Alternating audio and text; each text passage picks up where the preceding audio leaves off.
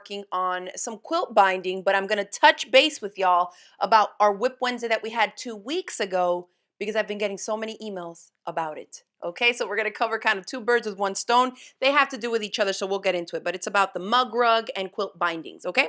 So let's stop for a second. We'll wait to make sure everybody can see me and hear me fine. If you are on Facebook, go ahead and give me a thumbs up. Feel free to click the share button so you can share it on your timeline with your crafty friends who are maybe new to quilting or are looking for some tips and tricks on how to make and attach their quilt binding. If you're on YouTube, give me a thumbs up, and if you're new to my channel, go ahead and subscribe. I post instructional video tutorials on all things crafting here on the Crafty Gemini YouTube channel. Hi, everybody. Hey, Garnet tuning in from Mexico. Hey, Ruby. She says, I can see you and hear you. Hey, girl. She's tuning in from Kentucky. We got Nancy in the house from Michigan. Hey, Miss Nancy. Let's see. We got Barb tuning in from California. Helen from California. We got Lorraine tuning in from Pennsylvania. And Patricia from Tucson, Arizona. Awesome. Hi, everybody. Thanks for joining me. I'm glad that you all made it. I did send a little email reminder a little late today. I've been kind of busy finishing up some videos and stuff with my online clammy quilt club. So I'm posting I can't believe it's practically the end of my new online quilt club. It's been going on for like 6 weeks. We worked through 5 different mini quilt projects, and I was gonna post like 5 or 6 bonus videos, and I'm on bonus video number 9. There's gonna be 10, so I'm still finishing up posting the last one of that this week. All right, awesome. Hey, everybody. Now, if you missed out on the Clammy Quilt Club because it's closed for signups and you want to learn how to sew curved patchwork pieces using a clammy ruler, the Clammy Ruler by Latifa Safir of Latifa Safir Studios, definitely head over to craftygemini.com/shop. In the item shop there, you'll see one that says Clammy Quilt Club, and it'll say sold out because we're not taking signups right now, but I'm thinking of opening it up later this year. And so if you want to be the first to know when those doors, virtual doors, open again, make sure that you add yourself to the wait list on the item there. So let's jump right into it. Let's go ahead and set up our bubble and bubble with our overhead camera shot here so we can talk about the project, the demo, and what I'm working on today. All right, colors, colors, colors. That's what you'll always see on my table. Everything funky and a bunch of bright colors. So today I'm finally going to be getting around to binding this mini quilt that I made I don't know how many weeks ago on a WIP Wednesday, and then we free motion quilted it on another WIP Wednesday on my Handy Quilter Moxie long arm, and I still haven't bound it. So today is the day to bind it, ladies and gentlemen. All right, so I have my binding here. We're going to get to this in a second, but first, I think I've gotten over 30 emails about the last WIP Wednesday, which was the mug rug demo. So let's talk a little bit about this. I was surprised to see that so many people did not know what a mug rug was, had never made a mug rug, and were intrigued by how I was going to finish mine. So let's go over that real quick.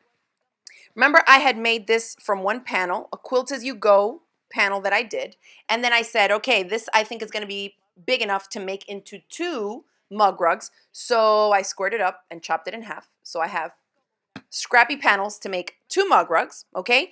And the way I had done it was that I did quilt as you go with just the top fabrics as I went placing them on the batting by itself. I did not have the backing fabric on there, okay? So this is what I did. And so many of you were emailing me like, how are you going to attach the backing? How are you going to bind it? What are you doing? What is this? So here it is. You can do quilt as you go with the backing on or the backing off. Whatever you feel like doing is fine. But here is what I am going to do with these ones. I take my quilt as you go sandwich. I place it on the wrong side of my exterior backing fabric. And I just put it there. That's it. You can spray baste it. You can hand quilt it. You can take it back to the sewing machine and quilt some lines through it again. But that's all you have to do before you trim it up and attach the binding. Why? Specifically in my case, because the batting that I'm using is Quilter's Dream, and this cotton batting requires that the quilting stitches be within 8 inches apart of each other.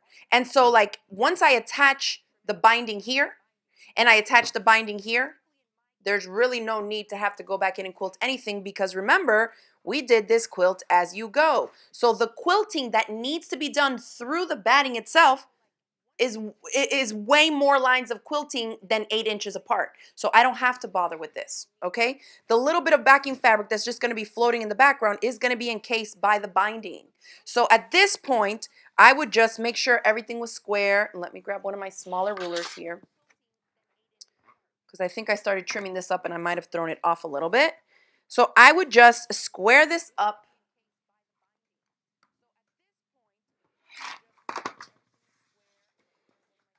And I did use a spray based, like a spray adhesive on this one. This is my favorite spray based adhesive to use. It's called Sulky KK 2000. It's a temporary spray adhesive. It's a little can. It's a little bit pricey, but a little goes a long way. And this one is my favorite to use because it's non-toxic.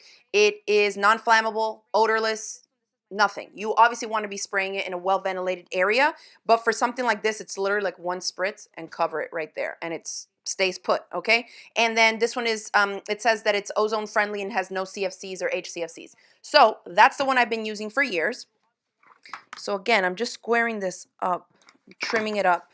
And then because it's spray basted, you can see, even if I grab it from the top, that backing fabric doesn't fall off. All I need was like one spritz in the middle, and that's it. Then I would just cut and attach my binding, and I'd be done. So hopefully that helps for those of you that kind of were maybe new to mug rugs or this method of mug rugs as I was doing it.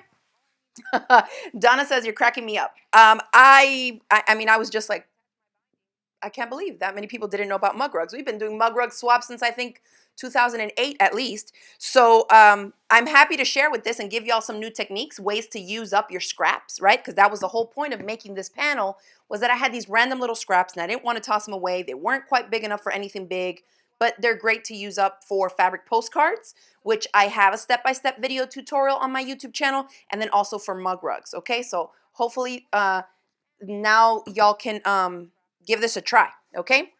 So let's see.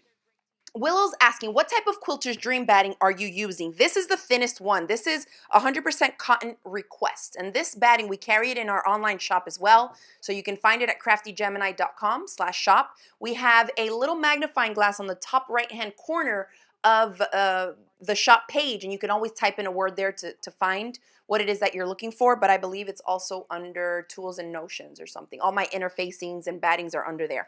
And so the Quilter's Dream stuff is under there in the menu.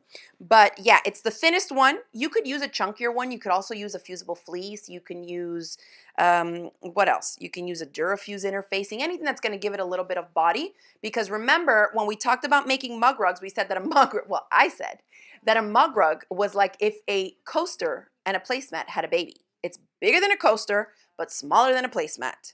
And it's just enough for you to put like a mug and a snack of some kind, like a little mug like that. And then like a cookie or a Danish or whatever. And people love to have these at their desks and stuff like that. So mug rugs are really, really quick gifts to make. You know, they're quickie, easy gifts to make. Okay, so let's see. All right. Oh, Jamie says, you look beautiful in the Craftsy ad. I've been getting a lot of people telling me that. Like I was on some site the other day and I saw you pop up on a Craftsy ad. So those images are from when I filmed for Blueprint before Craftsy was Craftsy again in Denver. So that's why you're seeing all those images and videos and ads and stuff, because that was some of the last footage that Blueprint got to film, you know, before the company sold. Okay. So that is how I plan to finish my mug rugs. Today is not a finish the mug rug kind of day, but I guess it could be, because I would then go and attach the quilt binding the exact same way I'm about to do on this larger quilt. I just want to do the bigger one. One, because I need to get it up on my wall. I had made this so that I can decorate one of the walls of my sewing studio, and this is going up on there. And then I also had these ones to show you in case some of you maybe are not familiar with quilt binding or what exactly it is and why do we need it. There's a lot of different methods to finish off your quilts. You don't have to bind it, right? Some people face their quilts, some people bind it, some people just flip and turn. There's a bunch of different ways that you can do it. This was a hot pad that we made, again, I don't know how many weeks ago, but this was another WIP Wednesday project. And then I had binding that I had attached there, just like a regular quilt binding, okay?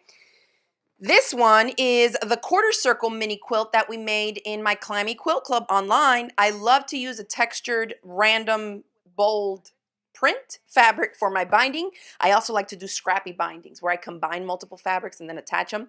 But this was a super funky print. Some of you might be hurting your eyes because it's not exactly a stripe. The print itself is wonky, so even when I cut the straight strips, it comes out even more wonky in the finished binding. And I actually love it. That black and white, I think that it makes the brighter colors of the quarter circles really pop. So another one done, and it's going up on my mini quilt wall. So I'm super excited about that. Look how cute. And this was, I machine stitched the binding down, which is what I'm gonna do to this one too. Machine stitching down the binding is super helpful, and it's really easy to do. One, because you don't have to spend the time to hand bind or hand stitch the binding to the back. And I especially like to machine stitch the binding down to my quilts if I'm giving like a baby quilt, something that's gonna get a lot of wear and tear, is gonna get washed a ton of times. And I find that it tends to hold up better over time, over a long period of time. Versus just the hand stitches, because I cheat a little bit with the hand stitches and I don't put them as close together as they should be. Anyway, using the sewing machine tends to be super quick. All right, so let's go over how to measure, make, and attach our binding. So this is my mini quilt here. You're going to measure, right? Because you're trying to find the perimeter of all four sides. Whether it's a square or rectangle, we want to know what is the length of binding strip that we need that will make its way around all four sides. So usually if it's a really big quilt, I'll measure at the top, in the middle somewhere, and at the bottom. On a mini quilt, it's not that serious, right? So this is about 17 and an eighth, 17 and an eighth, and 18 and a half. So 17 and 17 is 34, 34 and 37, 71.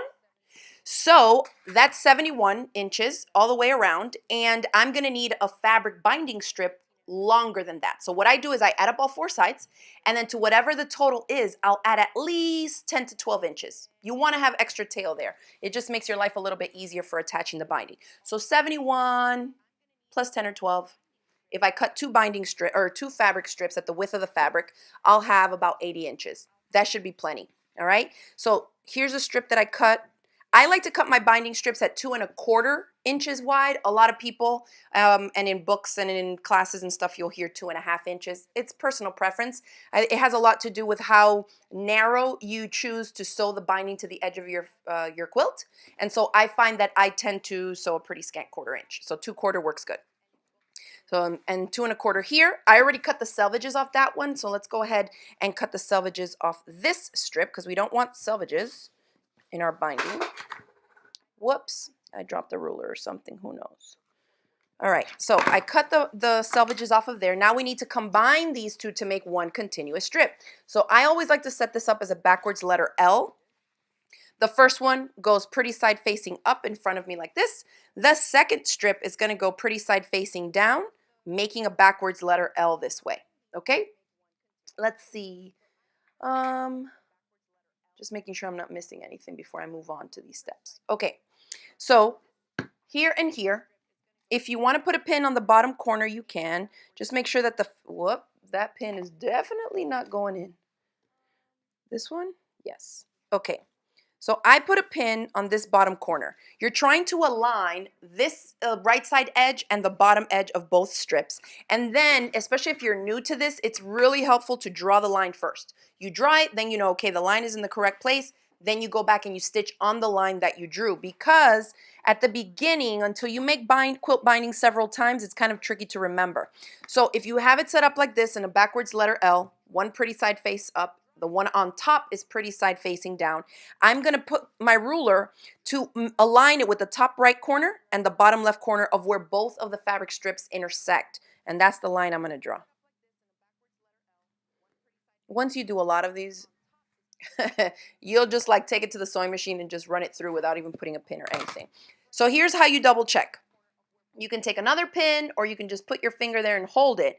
But the idea is that you're going to go to the sewing machine and stitch on the line you drew.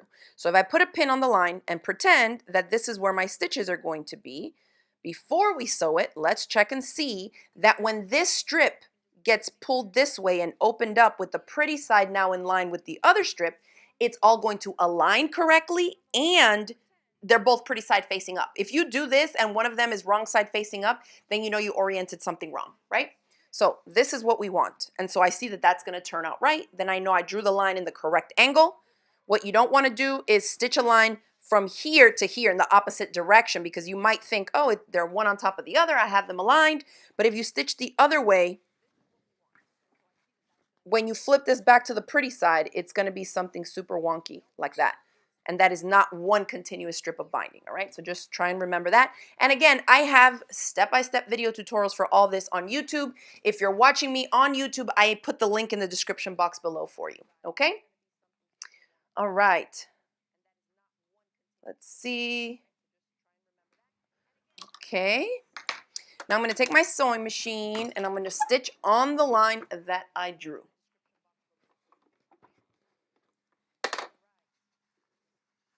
And you can put another pin on the other side, but I just tend to hold it right there. Is my needle threaded? Yes. Okay. Foot pedal. Check my speed.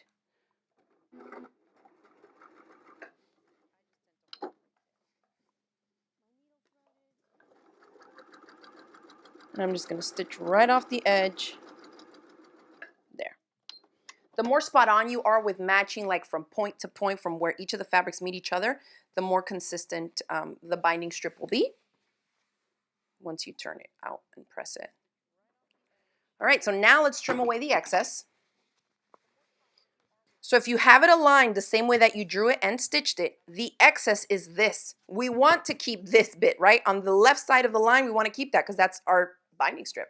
This one here is what we want to trim up. So I like to place the line on the 1/4 inch mark of my ruler. And I'm awkward here, but you get the idea. Just put it on a 1/4 inch and then trim away the excess like that. Then you open that up. And again, there are a ton of different ways of doing this. If you do your binding a different way, that's perfectly fine. Everybody kind of works out what works best for them over time. And I have made so many quilts, I can't even count them. And this is just the way that I tend to go to naturally. Let's see. All right. So that's that. Okay, now I have a continuous strip. It's longer than what I need. We're good to go. Now I just start folding my binding. Wrong sides touching, matching up the raw edges here lengthwise on my whole strip. Some people leave this part open and they start folding here. You can do however you want to. I'm just in the habit of starting at the end, folding it in half like this, so pretty sides are out. And then I just work my way down the entire strip. All right. Susan says, thank your husband for getting all the info in the comments. Thank you, B. All right. And then we'll just keep going. Then we're ready to start attaching it. And if you're in my Climby Quilt Club, the bonus videos on how to make and attach the binding for the minis that we are working on are already posted. And that way y'all can watch those, slow them down, rewind them, do whatever you want here for those actual bonus videos. All right. Almost there.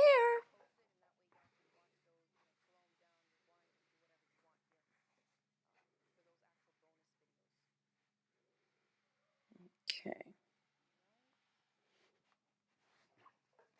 This is kind of a wild color binding, to use on that pink and aqua, but I'm just like, these are going up on the wall. I want, like, when you walk in and you look, you're like, whoa, color on color on color. So that's what my mini quilt walls are all about. So I didn't want to pick like a muted fabric or something too neutral. I want it to pop, pop. All right, so there's my binding strip. Let's grab the mini. I think I'm going to orient it like this. Who cares? So I typically will orient it however I want the quilt to read. And then I find the bottom of it. I take a binding chunk like this. I'm matching up raw edge of the binding to raw edge of the quilt. And then I usually will hold like 6 to 8 inches and set it so that it hits somewhere in the middle here and leave this loose. Like I always give myself a little bit of a tail. Okay? And then I'm going to grab a clip and just place it here. And then that's all I usually do. And I just take it with me like that to my sewing machine so I can stitch it into place. Now, normally, if I was using a really thick batting, you can see that I use that Quilter's Dream Request batting. It's super thin here. Again, that's the batting that we do sell in our online shop, so you can find it at CraftyGemini.com, and the links are in the chat and in the video description box as well. I included those for you. I would put on a walking foot if I was using a thicker thicker batting. This is super thin. I mean, look at that. And I know my Juki doesn't have any problems going through this little bit of layers, even more than this. And so, let's see. Let me see what I'm missing here.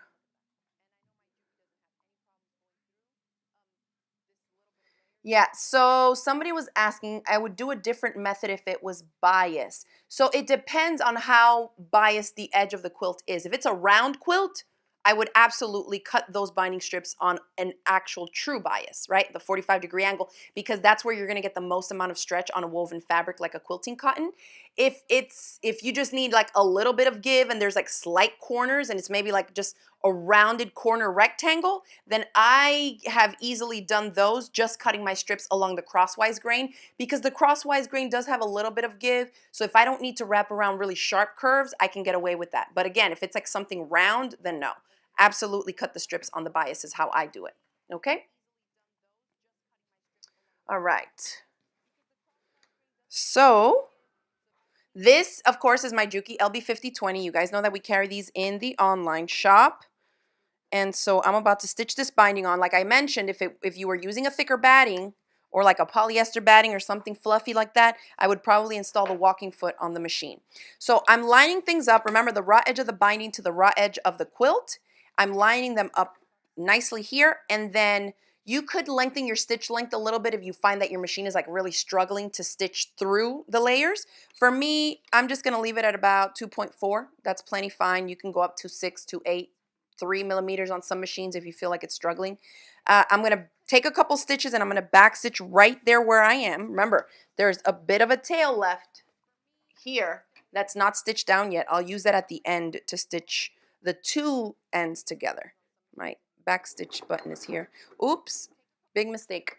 I went ahead and started stitching because I was sewing on my other machine, and this machine defaults to the center needle position, which is 3/8 of an inch, and I don't want 3/8 of an inch binding. I just want a quarter. So pretend. Let's try it again. I need to move my needle position over on this machine. Let's go here. Boom, boom, boom. Let's go to 5. Okay. Let's do it again. Of course, you would follow whatever guide you use on your machine.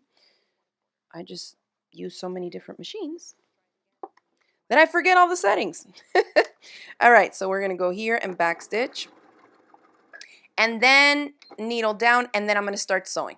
I'm going to come all the way down, and I'm going to stop a 1/4 of an inch up from the bottom edge of the quilt itself. So I'm going to eyeball it and put a dot here just so you have a visual of about where I'm going to stop. Of course, I don't really measure it. I eyeball it because I've done this so often, but this is what I do for kids and beginners. I will put the dot for them so that they know, okay, so straight, and stop with the needle down right on that dot. And I'm kind of twisted here, so let me fix my body up a little bit.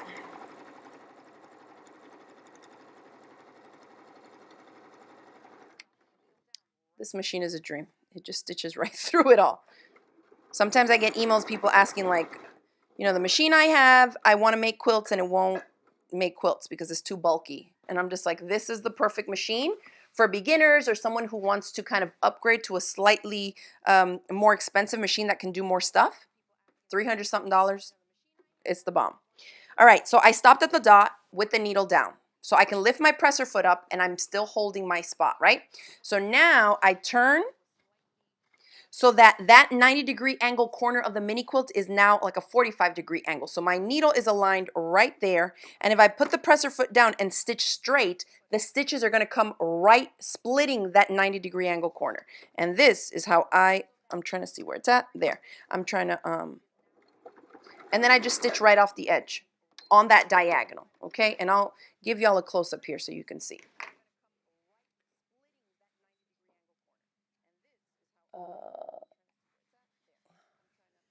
Let me go like this. I think once you see it, you get an idea of what it is. So I stitch the 1/4 inch to the dot, At the dot, I pivoted, and then I came off the edge. Do you see that?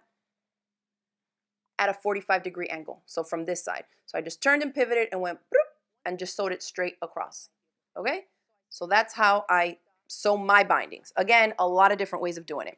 Then I stitch off the edge like that, and I pick it up, reinsert it back in here, because now we need to turn this corner because we want to attach the binding to this edge. So what I do here, and this is what we just sewed. Oh, let me focus it. Duh. Can y'all hear my roosters? All 70 of them. Who knows how many there are. That's all I hear all day and night long is roosters, roosters, and roosters. Okay, so let's miter the corner. So we finished sewing here. We went off the edge. Now I line it up like this horizontally so I can throw the binding up first. And you see how this ends up folding right in line with how we sewed off on that diagonal? That's what I want. Then I hold here, and then I flip the strip back down onto my, like towards myself, so that the fold now is in line with the top edge of the mini quilt. And it feels like a lot of steps, but if you go back and watch the video and kind of rewind it and do it, you get some good practice, even on one quilt, because you got to do it on 4 corners, the exact same steps. So once I do that, I bring it down, and you can see that now the strip is in line with the next edge of my mini quilt that I need to attach it to. So we start all the way at the tip top, okay, and you back stitch at the beginning and then keep going down.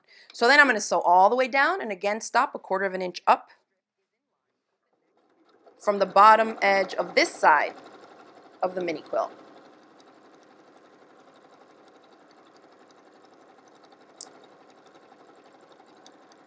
And you can see that even without a walking foot, this machine is just sewing all these layers like nothing. There's fabric, there's batting, there's backing fabric, and then there's 2 more layers of fabric from the folded up binding strip. And I just have the regular foot on. You can't say that about all machines for sure. Lori's asking, if you need to quilt every 8 inches, does that mean both horizontally and vertically? No. It just needs to have some type of stitching within 8 inches of some other type of stitching.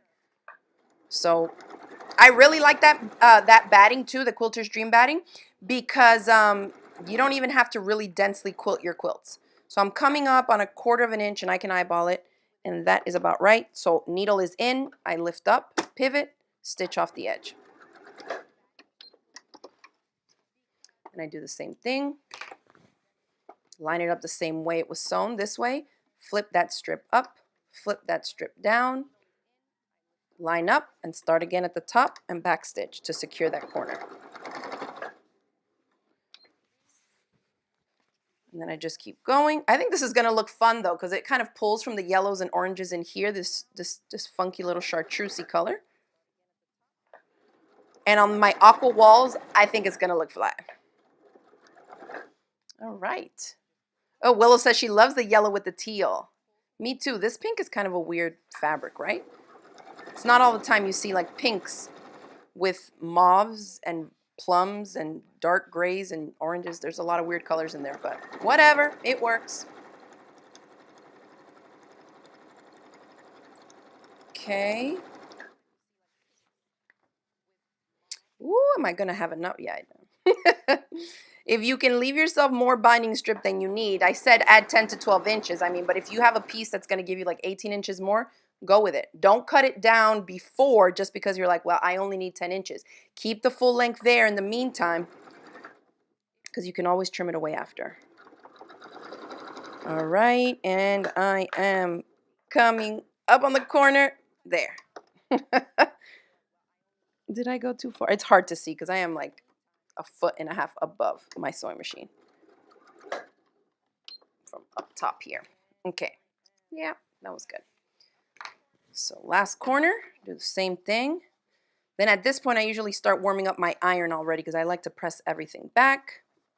Whoop. Make sure this was good. There, there, there.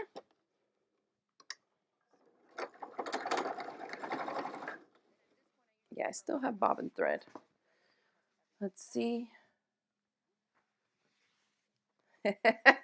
Tina says, I'm watching intently also. If I run out of binding strip here, y'all, it's gonna be a long ordeal with the seam ripper because I mean, I guess I could add another strip, pull out some stitches, and then reconnect it. But I think I'll be all right.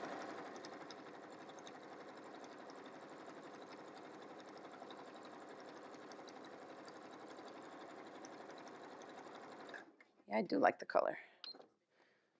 See? Ta-da! Plenty. Okay.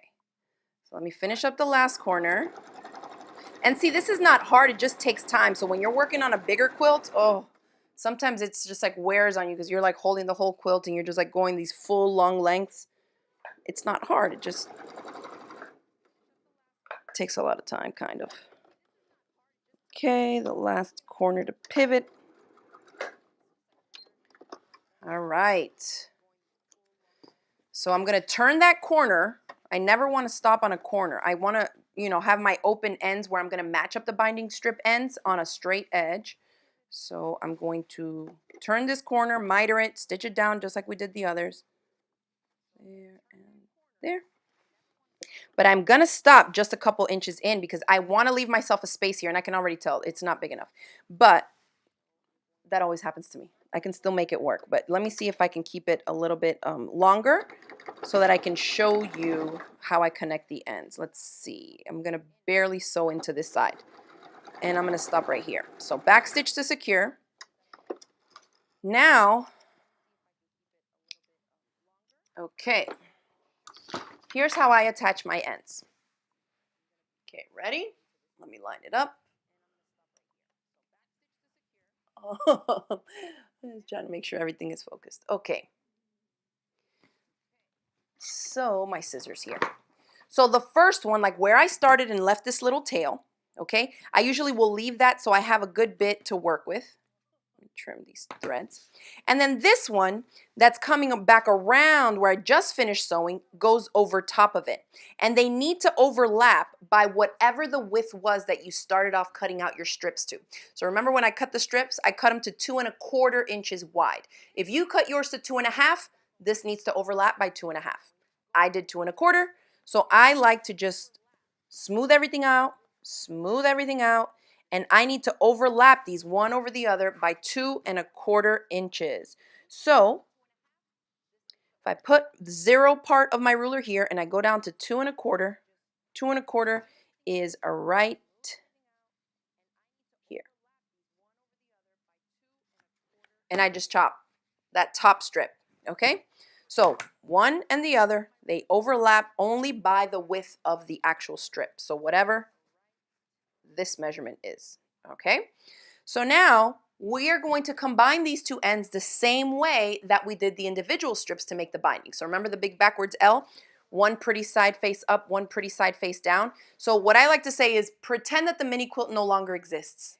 It's hard to do, but to wrap your head around what you need to do, it helps. So forget about this. I'm looking at these two as individual strips. So if I open this one up and I place it in front of me pretty side facing up, I know that that's the one leg of my binding strip, okay? The other one needs to go pretty side facing down, making a backwards L. So move this mini quilt in whatever direction you need to in order to get these strips to orient the same way that you started off making your binding strips. So this now needs to go here. Opening it up. And this goes pretty side face down. And I'm lining up the two fabric strips along the right side edge and the bottom edge, right? Then we can put a pin on this bottom right hand corner. We're going to draw our diagonal line so we don't mess up, nothing moves, and we don't forget where we need to be sewing this diagonal at. Okay, so the line now goes again. This is just like a baby version of the same way that we put our binding strips together. From right top corner to the bottom left, let's draw our diagonal line. Make sure I peek under here and see where it overlaps with the bottom strip. Yeah. This ruler is a 6" by 12" ruler. Super handy. If someone's asking, huh? That was a question. Yeah, it's a 6 by 12. Okay, so I have this. I'm going to stitch this, trim the excess away just like we did for the first couple strips when we were making the binding. And then we're going to press that seam open and machine stitch it down. So now, because I need to stitch on the line that I drew, I want to scoot that needle back over because I need it in my center position. Remember, I had moved it on this machine to get it to be over to the right so I can stitch a 1/4 inch. So these are all settings that you need to familiarize yourself with on whatever machine you have. Obviously, if you have a higher end machine, you can just press a button. My other Jukis, I just press a button, it scoots the needle over for me, tells me, okay, if you follow the edge of your presser foot, it's going to be exactly of a 1/4 inch. If the needle's in the center position, it's 3/8 of an inch, you know? Whatever you need to do to get the correct guide. That's like sewing 101. You need to be able to follow a seam guide because every project you work on is going to call for a different seam allowance, right? Quilters, we use a lot 1/4 inch, scant 1/4 inch. In garment sewing, use a lot 5/8. In handbag making, 1/2 inch. If you're sewing garments with knit fabrics, a 1/4 inch. I mean, you got to like know these or be referencing the pattern to see what the designer called for because that's what the template pieces are designed for, okay? So now, remember, we're going to cut away a 1/4 inch excess or we're going to leave a 1/4 inch seam allowance and I'm cutting away the excess. So there's that. And this is my favorite part of binding. I'm going to pull this up. Let me trim this little thread so that I can press the seam allowance open. You can finger press it. You can press it with your iron, but it's kind of a fidgety little spot anyways. And then this is my favorite part. You open the quilt and it magically just sets itself where it needs to be. That's how you know you did it right, okay? So, Pam says, you rock on ending the binding. Everyone always tucks it in, and I like this way best. You're a great teacher. You can tuck it in. There's ways to kind of miter it at that same similar angle in which we sewed these. You can fold it so that there's no raw edges. I don't like it. It's kind of bulky, but then they like tuck one inside the other.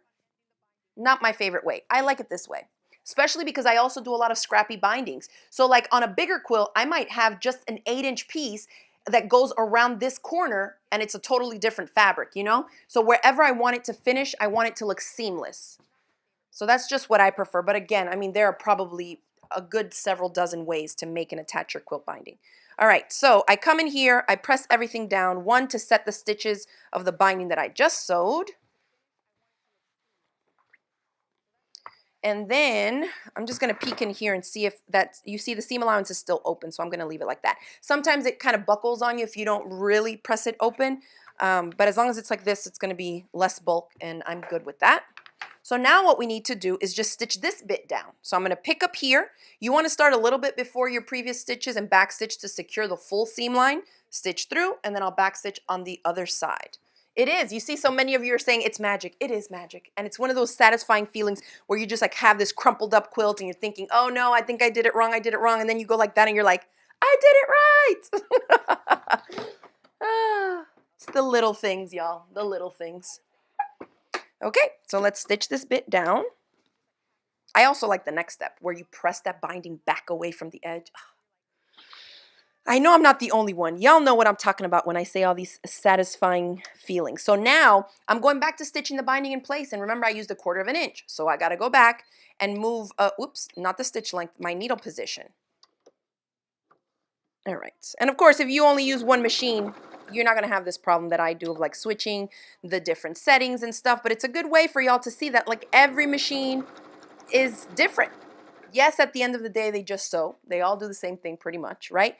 But in the way that you need to set it up, to align things, to follow a seam guide, to change the setting or the stitch length, they all can vary little by little. And the more you use your machine, the more you'll familiarize yourself with what it likes, what it don't like, what stitch length it needs to be on, if you're sewing bulky layers, if you're quilting, like all that stuff. So it all comes with practice and time. All right, let me go ahead and just get rid of some of these tails that are driving me nuts, these little thread tails on the corners. Grab my iron and kickstart it again. And these are my favorite little thread snips. A lot of you have been buying them. We have them in stock in our online shop. They're awesome. You can even cut snips into fabric, so they're super sharp. But I like these because, as you can see, I'm kind of quick snipping little threads and stuff. And if I whipped out my Kai scissors, I don't want to run the risk of like chopping a piece of my actual quilt. So I like these little ones for trimming thread tails and all that kind of stuff. All right, so here comes another very satisfying part. Oh, Anna's saying she started watching the Crafty Gemini homestead video. So let me make the announcement now for those of you tuning in. If you like my farm type of homesteading content, the cows, the gardening, the chickens, all that stuff, we separated that content now on YouTube. So I started a Crafty Gemini homestead YouTube channel where all that content is going to be. So right now there's like our our first beekeeping video is on there. It's our honey harvest, and you can see the whole process of how we open the hive, inspect the hive, and then take some frames and harvest the honey from it. So that is up there. So you can go on YouTube and just do a search for Crafty Gemini Homestead on like just in the search of YouTube, and it'll pop right up for you. You can see it. So if you would like that content and you want to see more of it, that's going to definitely be the channel for you. And we'll be doing more stuff. Sometimes I feel like I bombard my crafting friends with my farm stuff, especially coming up on spring. It's going to be busy around here. All right, so I love that feeling where I press the binding away. Look at that, crisp, looks good. And then you can decide on this side of it how you want to finish it. You can hand stitch it by hand, like just with a hand sewing needle and some thread. And I definitely have a tutorial. It's old, but it is very popular because there's some good close-up videos of exactly how I do the invisible stitch. It's on my YouTube channel. It's a free tutorial. Like I said, I'm going to go ahead and machine stitch it because this is going up on my wall. Another thing too that I like to do is instead of, and I'll just go over a couple techniques here because there's so many ways you can do this. If you flip the binding to the back, obviously now that you can see, if you weren't familiar with quilt binding, this is the purpose of it. It encases the raw edges that we had from our quilt sandwich. So we cover it up like that. You can place these clips, super handy if you're hand stitching it because they're kind of holding the fabric for you as you go in and take stitches, one way. My way, if I'm going, well, I would say the way that I prefer to do it, if I'm hand stitching my binding, is to use a glue basting technique. And I just use the washable glue. I put a couple dots, flip it over, and then I just hit it with a hot iron and it holds it in place. I actually have been known to do this and then throw them on my wall. Like I don't even really bind them, I just glue them. Because it holds, and it's a mini quilt that's decorative. It's going up on a wall. It's never even going to get washed. But the glue is washable. As long as you set it with the iron, it will dry everything. All right. So let's see. I'm going to flip this, pick a side to start on, and oh, let me show you how to miter the corners because once I start getting it under my sewing machine, you're not going to be able to see what I'm doing. So for the corners, you're just going to go off of one side. It's going straight all the way to the edge, okay, like that. And then when it can't go straight no more, you bring in the next edge over top of it like this. And then where they overlap should be a 45-degree angle because that fabric is folding in the direction that we sewed a 1/4 of an inch off of that corner. Does that make sense? So that's how I do it. So fold. And if you're going to do it by machine and you're not glue basting before you take it to the machine, it is helpful to kind of miter the 4 corners and have them held down because that is tricky to do when you're already that far under in the presser foot, okay? Dawn says she never thought about gluing it first. Oh my gosh, girl, the glue is a game changer. Super, super helpful. Actually, shall we do it? Why not? Let's go ahead and glue baste this sucker down and then we'll take it to the machine. So I like to show the glue basting. I have a little bit of glue that's dried here. Let's see. So barely any. Do you see how that is barely dots? And this is good because sometimes I say it's barely dots and then students will send me pictures and it's like covered in glue. No, you don't want a lot of glue because if it's wet and gooey, it will gum up your needle. By doing little teensy bitty beads, can you see that? It's like nothing. You can't even really see the glue because the fabric itself has white dots. They're tiny dots. Then I fold it over and as I hold it there, I'm hitting it with a hot, notice I always say a hot dry iron. I don't want to add steam to this because you're going to keep the glue wet, right? I want it to dry. If you've ever put glue on your hand and let it dry and then like peeled it off, that's what we're going for here too. We want it to dry and stick and hold. And ta-da! It stays. So somebody's asking about the glue tips. So my friend Laura, Dragonfly Quilt Works is her Etsy shop page. She has the glue tips in stock because we've been using it a lot in my Clammy Quilt Club, and so we shared it there. So I think she still has some in stock. I know she recently restocked them, and so definitely check it out. You can do a search on Etsy for Dragonfly Quilt Works. It's my friend Laura Douglas. Okay, so let's keep glue basting. Why not? Dot, dot, dot. Now, when you miter the corner, you have to put glue in there where it folds because otherwise it's not going to hold it down. Susan says, I've never heard of glue basting. Where can I get the tip? So you can get the tip from my friend Laura's Etsy shop, and it's called Dragonfly Quilt Works. I'm putting my glue away. Okay, so here I go. I'm going to put dot, dot, dot, dot, dot, dot, dot. And I have several videos that I've done over the years. I mean, we've been glue basting now for what? I don't know, 8 years, 10 years. So it's nothing new, y'all. If you haven't heard about it, I don't know what to tell you. There's so many different techniques and projects where quilters are using glue basting. I think they've been doing this technique maybe for 30 or 40 years. And I ain't even been around 40 years yet. All right. So see, once I hit it with the hot dry iron, it just sets the glue. So you can see how I've cheated before and thrown some of these on the wall, and like, who's going to be peeking behind my mini quilts to see that it's not actually bound? Nobody. Okay, same thing. So here, I'm going to press this one flat, put a dot at the miter, fold it up, press it to dry it, and then I'll continue with this edge. And this is my favorite way to set it up. Like if I mean, not now, but like back in the days when I would travel and I needed to like hand bind a quilt or something, I would just glue baste the binding and then take it in my overnight bag or my carry-on or whatever. And then it was all glue basted and I could go in and hand stitch it permanently, you know, into place. But that way I didn't have to have any pins being packed away in my bag. I didn't have to have bulky clips flying all around, snapping off as I take the quilt out. The glue basting is a game changer. Okay, let's see. Okay, look at that. Y'all gonna have me here not even finishing the actual binding. I might just throw it up like this. And it's literally teensy, teensy dots, y'all. You don't even have to do like a full line or anything. Let me put a dot here. Fold that corner. And then keep going.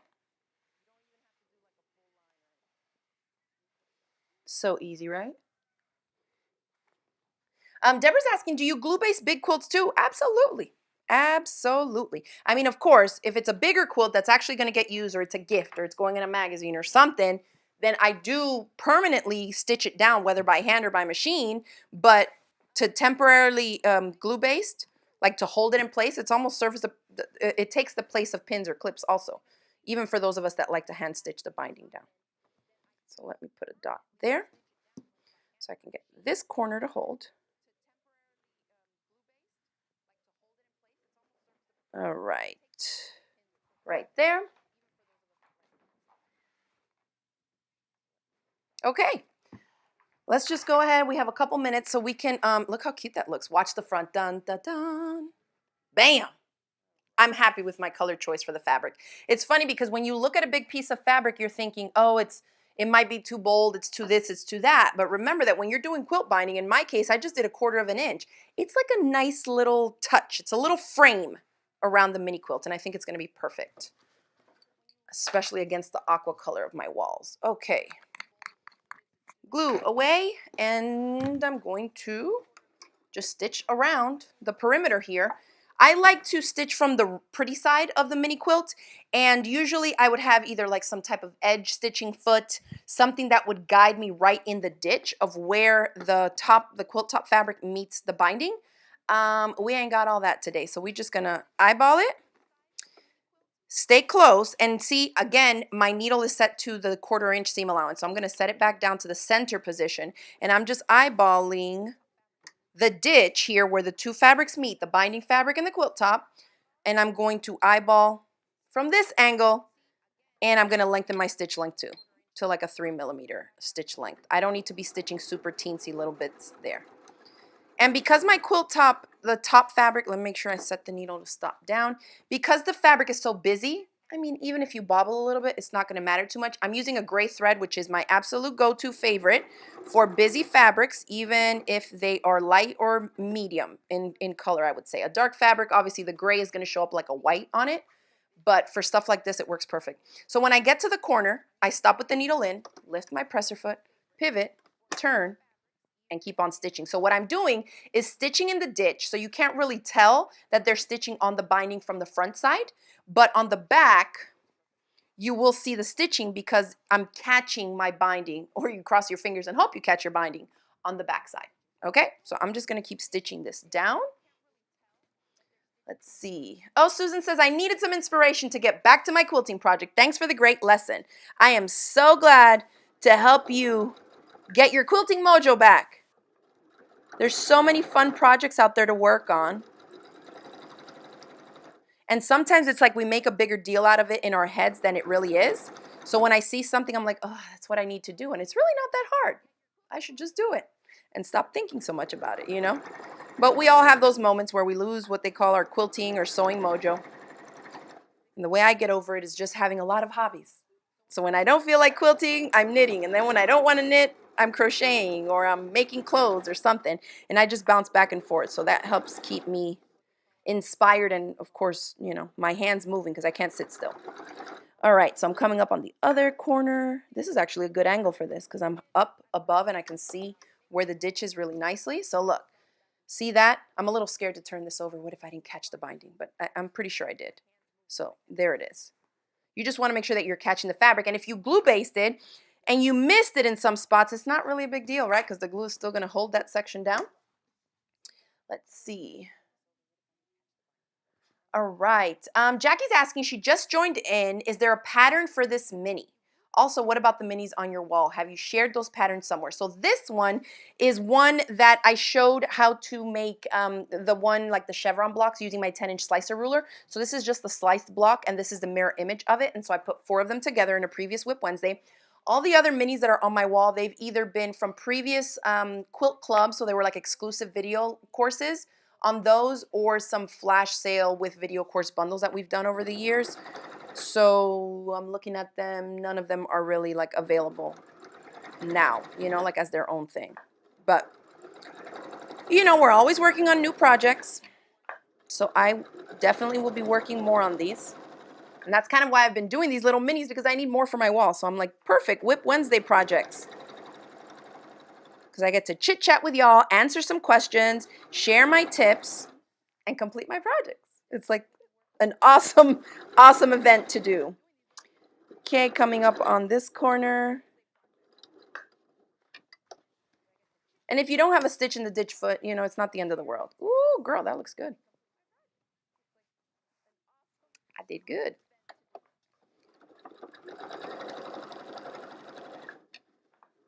All right. I am so happy with the fabric I chose for the binding, y'all. I always find that like when I don't think too much about something and I'm just like, yeah, I like it, I'll go with it, I always end up loving it in the end. It all works out. Okay, I think this is my last corner. Pivot here. Where did I start? Yep, this is my last edge. So you can see how now it's like no pins, no clips, no nothing. The glue held everything in place because I pulled the binding strip to where I wanted it to sit and I hit it with the iron. So it's going to stay put right there. And remember, the glue that I'm using is just the plain white washable Elmer School glue. So if you do that technique on a big quilt, right? Say you glue base it, then you go in and you hand stitch it or you machine stitch it down permanently. Once you wash the quilt, all that glue will be gone. So unless it's a mini quilt that's going on the wall, definitely make sure that you catch every bit of the binding, because once that glue is washed out, the binding ain't gonna be in place if there's nothing else holding it. Okay, so I'm come back around to my initial stitches, and I'm just gonna go over those initial stitches by a couple. I'm not even gonna backstitch. That's good. All right, let's cut our threads. Woo. You know I'm gonna have to give this a press because I press everything. The quilter in me will not let me sew without pressing, y'all. Oh my gosh. Who's saying this? Someone's like, LOL, I've never seen when you don't do good. You're too funny. I do great all the time with these things, especially live on camera. It's definitely not my best work. Okay. Sometimes I just, hit the jackpot. But it helps to have good tools, that's for sure. So if you got a machine that's cooperating, you got some good thread, you got a new needle in there, you got a hot iron that's gonna help press out any little wonky bits. All that stuff helps. All right, look at that. Ooh, I'm excited. And it's done. And it's done. Look at that. Awesome. So if you cut your binding strip pretty consistently, you can see that although I'm not stitching from the back side, I mean, there's little bits that kind of move here and there, you know what I mean? But overall, it's a pretty consistent machine stitch binding, I would say. And remember that that was just with 2¼ inch wide binding. If I would have cut these strips to 2.5, what did I say? I cut these strips 2¼ inch. If I would have cut them to 2.5, and still use the same seam allowance, like 1/4 inch, the front of the quilt would still be the same width, right? The binding as it shows here would still be the same, but on the back, you can imagine I would have a bigger lip of fabric that's draped over to the back. So I quite like the 2¼ right? Because if I had a bigger bit of fabric on the back and I still stitched at 1/4 inch just inside here, guess what? I would catch the fabric, but I would have a bigger lip of the fabric sticking out, kind of like how I have here. It would even be bigger than this, and it would be all the way around. I'm not a fan of that. All right, so there's my finished mini. Let's go get ahead and give them my face so we can finish saying goodbye to our friends. Thank you all for tuning in and for tuning in for this episode of WIP Wednesday. Look, look, look, look how cute that's gonna look. You see the blue paint on my walls? I think this is gonna look super cute. Awesome. Well, thank you all for tuning in to WIP Wednesday number 27. I hope you picked up some tips for your quilt binding. I'm going to definitely finish my mug rugs with the exact same technique that I like to do my quilt binding in. If you enjoyed the demo today, give this video a thumbs up, share it with your crafty friends, subscribe to my YouTube channel if you're not already subscribed, and I will see y'all back here on Friday at 7 p.m. Eastern because we go live Wednesdays at 5 Eastern and Fridays at 7. Thanks again for tuning in, and good night, everybody.